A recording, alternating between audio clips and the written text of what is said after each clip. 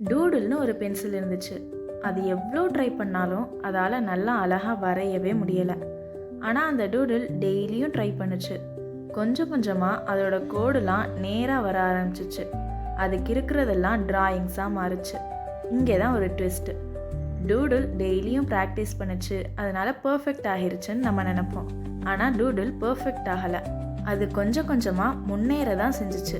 Perfect ஆகிறதுக்கு ரொம்ப time எடுக்கும். நம்ம சின்ன வயசுலேருந்தே ப்ராக்டிஸ் மேக்ஸ் பர்ஃபெக்ட்னு ப்ராக்டிஸ் பண்ணால் பர்ஃபெக்ட் ஆகிடலாம் அப்படின்னு நினைப்போம். ஆனால் இடையில உள்ள அந்த ப்ராக்ரஸ் அப்படிங்கிறத மறந்தே போயிடுறோம். ப்ராக்டிஸ்க்கும் பர்ஃபெக்ட்டுக்கும் இடையில ப்ராக்ரஸ்னு ஒன்று இருக்குது. Practice makes progress, progress maths perfect.